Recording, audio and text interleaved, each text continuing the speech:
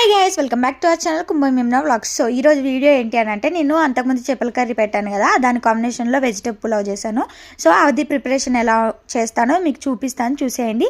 ఈ వీడియో అప్పటిదే నాకు ఎడిట్ చేయడానికి ఇంత టైం పట్టిందనమాట. సో ప్రాసెస్లోకి వెళ్ళిపోతే మనకు ఫస్ట్ కావాల్సినవి ఏంటంటే ఆలుగడ్డ, టమాటా, క్యారెట్, ఉల్లిగడ్డలు, పచ్చిమిర్చి, కొత్తిమీర, పుదీనా, పచ్చి బఠానీ, కొన్ని మసాలా దినుసులు అన్నమాట.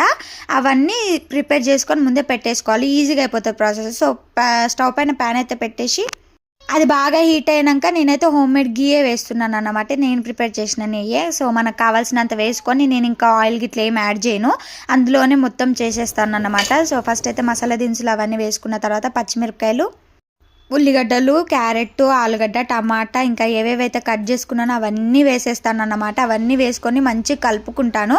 అలా కలుపుకున్న తర్వాత కొంచెం సాల్ట్ కూడా చల్లి మూత అయితే పెడతా. మూత పెట్టి సిమ్లో కుక్ అవ్వనిస్తే కొంచెం మంచిగా కుక్ అవుతుంది అన్నమాట. సో అవి ఒక 50% ఉడికిన తర్వాత ఇంకా మనకు కావాల్సినంత అల్లం పేస్ట్ కొంచెం వేసుకోవాలి, మరీ ఎక్కువ వేసుకున్న బాగోదు. కొంచెం అల్లం పేస్ట్ అండ్ కొంచెం మసాలా, గరం మసాలా యాడ్ చేసి బాగా కలుపుకొని మళ్ళీ ఒక 5 minutes కుక్ అవ్వనివ్వాలి. అలా కుక్ అయిన తర్వాత మనకు ఇప్పుడు నేను 2 glasses రైస్ తీసుకుంటే నేను 4 glasses వాటర్ వేసుకున్నా. అలా 1:2 రేషియో టైప్ వేసేసుకోవాలన్నమాట వాటరు. అలా వేసుకొని వాటర్ బాగా మరుగుతున్నప్పుడు మనం ముందు కడిగి పెట్టుకున్న నానబెట్టుకున్న రైస్ ఉంటుంది కదా, ఆ రైస్ కూడా మొత్తం యాడ్ చేసి కలుపుకోవాలి. కలుపుకొని కొంచెం హై ఫ్లేమ్లోనే ఉంచి బాగా ఉడుకుతున్నప్పుడు సిమ్లో పెట్టేసుకుంటే మనకైతే ఇంకా రైస్ అయితే రెడీ అయిపోతుంది అనమాట. కొంచెం అడుగంటింది, కొంచెం చూసుకోండి, ఎందుకంటే మా పిల్లలతో నాకు కొంచెం అడుగంటింది అన్నమాట, అంటే కొంచెం కింద మాడిపోయింది. సో అలా రైస్ మొత్తం కుక్ అయిపోతుంది. చాలా అంటే చాలా బాగుంటుంది టేస్ట్.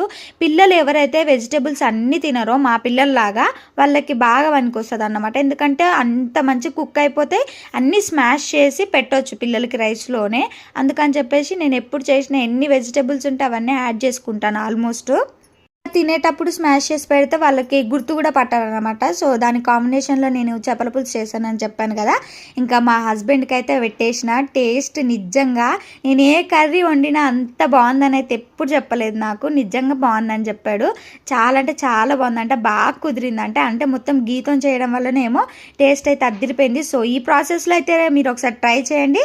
ట్రై చేసి ఎలా ఉందో నాకు కమెంట్ చేయండి. అలాగే మరిన్ని వీడియోస్ కోసం ఏం చేయాలి, సబ్స్క్రైబ్.